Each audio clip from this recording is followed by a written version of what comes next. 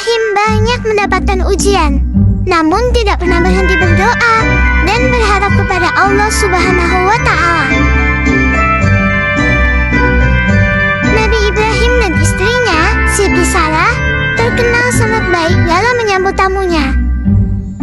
Siapapun yang datang ke rumah mereka selalu disambut dengan senyuman, diberikan makanan yang terbaik, dan diperlakukan dengan hormat. Suatu hari, datanglah 3 orang tamu istimewa. Untuk menjamu mereka, Nabi Ibrahim meminta tolong Siti Sarah menyembelih seekor anak sapi. Lalu daging sapi itu akan disajikan untuk para tamu. Nabi Ibrahim segera menjamu mereka. Namun, anehnya, tamu itu tidak menyentuh satupun makanan yang diberikan Nabi Ibrahim.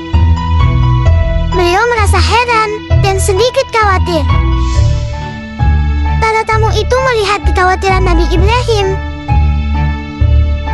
Lalu salah satu dari mereka berkata, "Jangan takut wahai Ibrahim, sesungguhnya kami adalah malaikat utusan Allah." Para malaikat itu datang untuk membawa 2 kabar, peringatan bagi kaum Nabi Lut dan kabar gembira untuk Nabi Ibrahim. Pesan itu menyampaikan bahwa akan lahir seorang anak yang saleh. Saat pesan itu disampaikan, Sarah sedang berdiri di balik tirai.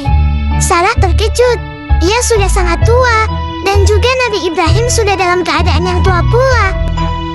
Tapi, subhanallah teman-teman, tidak ada yang mustahil bagi Allah. Dan benar saja teman-teman, atas izin Allah, Sarah akhirnya hamil di usia sekitar 90 tahun.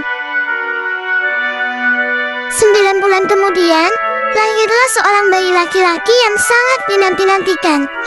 Ia diberi nama Ishak, yang kelak akan menjadi Nabi Allah. Nabi Ibrahim dan Sarah sangat bahagia dan bersyukur kepada Allah. Akhirnya, mereka dikaruniai anak yang lahir dari doa panjang dan kesabaran. Ishak pun tumbuh di tengah keluarga yang penuh iman. Nabi Ishak bertumbuh di wilayah Kanaan, Palestina. Banyak orang yang tidak percaya atas kelahiran Nabi Ishak. Meskipun banyak orang yang menghormati Nabi Ibrahim, akan tetapi lahirnya seorang anak dari Siti Sarah dan Nabi Ibrahim yang sudah tua sulit untuk dipercaya. Wallahu a'lam, Allah Maha mengetahui. Namun, kecurigaan itu perlahan menghilang saat Nabi Ishak tumbuh dewasa. Semakin lama, wajah dan sifatnya semakin mirip dengan Nabi Ibrahim. Nabi Ishak tumbuh menjadi anak yang soleh.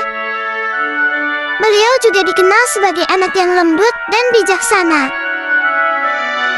Sejak kecil, Nabi Ishak sering menemani Nabi Ibrahim berdakwah, mengajak kaumnya menyembah Allah yang Maha Esa. Kemudian, ketika Nabi Ibrahim semakin menua, Allah mengangkat Nabi Ishak menjadi utusannya. Selain itu, di usia Nabi Ibrahim yang sudah tua, menginginkan Nabi Ishak menikahi seorang perempuan solehah. Nabi Ishak pun menikah dengan seorang perempuan bernama Rifkah binti Batnail, seorang perempuan solehah berasal dari Haran, Irak. Mereka menikah dan berjuang bersama menyebarkan ajaran Allah. Namun, seperti orang tuanya dulu, mereka diuji dengan kesabaran. Bertahun-tahun menikah, tapi belum juga dikaruniai seorang anak.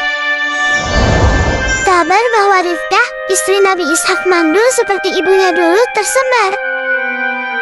Hal ini membuat Nabi Ishak dan istrinya bersedih. Tapi tahu nggak adik-adik, kehebatan Nabi Ishak dan istrinya? Mereka tidak berputus asa dan terus berdoa kepada Allah dengan penuh harapan. Sesungguhnya, Allah Maha mendengar permintaan hamba-Nya. Allah pun mengabulkan doa mereka. Setelah penantian panjang, Rifkah melahirkan 2 orang anak kembar yang bernama Isuk dan Yakub. Masya Allah, Allah memberi lebih dari yang diminta. Nabi Ishak dan istrinya membesarkan kedua anaknya dengan penuh kasih sayang. Tidak pernah membeda-bedakan keduanya. Setelah dewasa, Yusuf dan Yakub memiliki jalannya masing-masing. Yusuf tumbuh menjadi seorang pemburu yang hebat, sementara Yakub lebih suka belajar dan berdakwah bersama ayahnya. Suatu saat, ujian bagi Nabi Ishak datang lagi. Rasa cemburu muncul di antara Yusuf dan Yakub. Yusuf berprasangka jika Nabi Ishak lebih sayang kepada Yakub.